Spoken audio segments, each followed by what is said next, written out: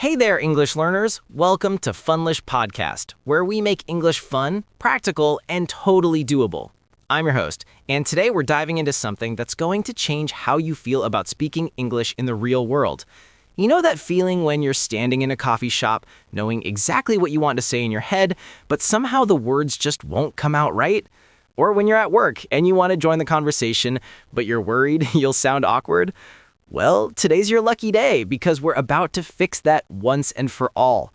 We're spending the next 16 minutes together learning the essential English phrases that native speakers actually use every single day. Not the textbook stuff that sounds robotic, but the real, authentic expressions that'll make you sound natural and confident whether you're chatting with coworkers, shopping for groceries, riding the subway, or hanging out with friends. Think about it this way. Learning English phrases from textbooks is like learning to dance by reading about it. Sure, you might understand the steps, but until you actually feel the rhythm and move to the music, you're not really dancing. Today, we're going to get you moving to the rhythm of real English conversation. Let's start with workplace English, because let's face it, most of us spend a huge chunk of our day at work. Now, here's the thing about workplace English. It's not about sounding super formal or using big, fancy words. It's about being clear, friendly, and getting things done. When you walk into the office in the morning, instead of just saying good morning, try morning. How's it going?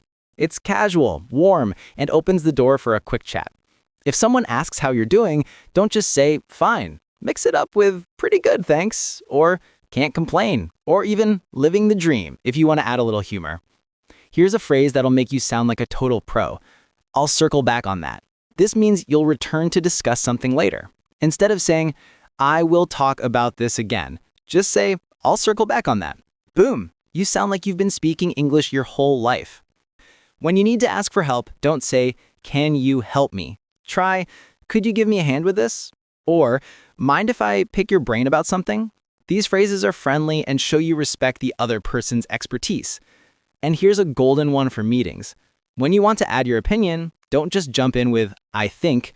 Try, from my perspective, or the way I see it, or even, here's my take on it. These phrases give your opinion more weight and make you sound thoughtful and professional. Now let's talk about shopping and running errands, because this is where English gets really fun and casual. When you walk into a store, the staff might say, how can I help you today? A natural response is, I'm just browsing, thanks, if you're looking around, or I'm looking for something specific, if you need help finding something. Here's a super useful phrase when you're trying something on. Do you have this in a different size? Don't say, can I get another size? That sounds a bit awkward. The phrase, do you have this in, works for everything. Colors, sizes, styles, you name it. When you're out the checkout and the cashier asks, did you find everything okay? Don't just say yes. Try, yeah, everything I needed. Or, all set, thanks. And if they ask about bags, instead of I need a bag, say, could I get a bag, please? It's more polite and natural. Oh, and here's one that'll save you from awkward moments. When you bump into someone or need to get past them, don't just say sorry. Use excuse me when you need to get by, my bad when you make a small mistake, and sorry about that when you actually need to apologize for something. Public transportation is its own little world of English phrases, and mastering these will make your commute so much smoother. When you're getting on a crowded bus or train, you might need to say, excuse me, coming through, or just coming through to navigate the crowd. If you need to ask about directions or stops, try, does this train go to downtown, or is this the right platform for the blue line? These sound much more natural than, where does this train go? And here's a lifesaver. When you're not sure if you're in the right place, ask, am I headed in the right direction for, and then add your destination. People love helping with directions, and this phrase makes it easy for them to give you a quick yes or no answer. When you're getting off, instead of pushing through silently, say, this is my stop, or getting off here. It lets people know you need to move, and they'll usually make space for you. Now let's dive into social situations with friends, because this is where English gets really colorful and fun. When friends ask what you want to do, instead of I don't know, try I'm up for anything, or what do you feel like doing? These phrases keep the conversation flowing and show you're flexible and easygoing. Here's a phrase that'll make you sound super natural. I'm down for that. It means you're interested and willing to do something. Someone suggests grabbing pizza. I'm down for that. Want to see a movie? I'm down for that. It's casual, friendly, and very American. When you're making plans, don't say, "What time do you want to meet?" Try, "What time works for you?" or "When's good for you?" And instead of, "I will be there at 8, say, "I'll be there around 8. That little word around makes you sound more relaxed and natural.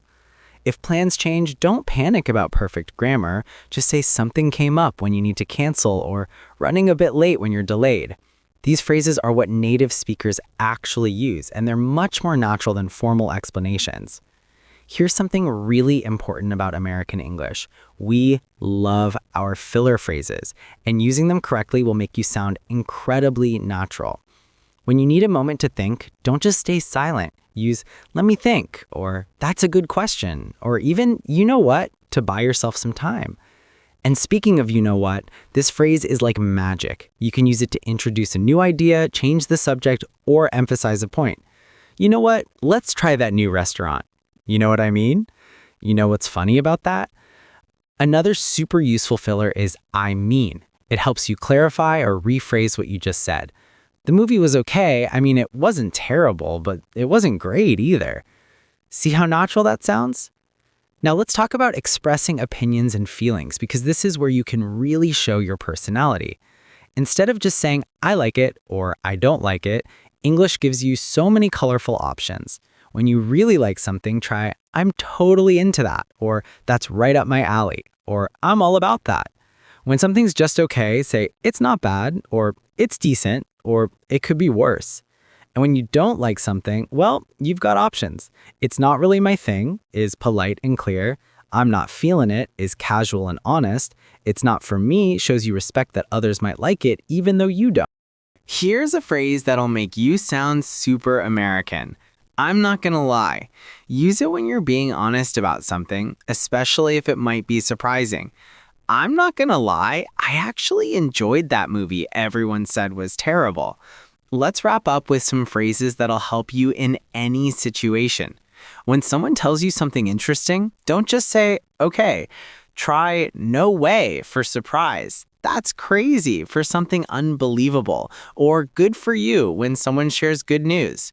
When you're agreeing with someone, mix it up. Instead of always saying "yes," try "absolutely," "for sure," "you got," or "couldn't agree more." These phrases add energy and enthusiasm to your conversations. And here's the secret sauce. When you're not sure what to say, these phrases will save you every time. "That's interesting. I hadn't thought of that. Good point. And that makes sense." They show you're listening and engaged even when you need a moment to think of your response. Remember, the goal isn't to sound perfect. It's to sound natural and confident. Native speakers make mistakes, use filler words, and sometimes stumble over their thoughts. That's totally normal and actually makes you sound more authentic. The key is to start using these phrases in low-pressure situations. Practice with yourself in the mirror. Use them when you're ordering coffee, or try them out with friends who are also learning English. The more you use them, the more natural they'll become. And here's something really important. Don't try to use all of these phrases at once. Pick 2 or 3 that feel comfortable and start there. Once those become natural, add a few more. It's like building a wardrobe. You don't buy everything at once, you add pieces that work well together. So there you have it, folks. Your toolkit of essential English phrases that real people actually use every day. From the office to the store, from the subway to hanging out with friends. You now have the phrases that'll make you sound natural, confident, and authentically American. Thanks for spending these 16 minutes with me on FunlishPodcast. Remember, English isn't just about grammar rules and vocabulary lists. It's about connecting with people and expressing yourself with confidence. Keep practicing, keep experimenting, and most importantly, keep having fun with it. Until next time, keep speaking, keep learning, and keep being awesome. This has been Funlish Podcast, and I'll catch you in the next episode.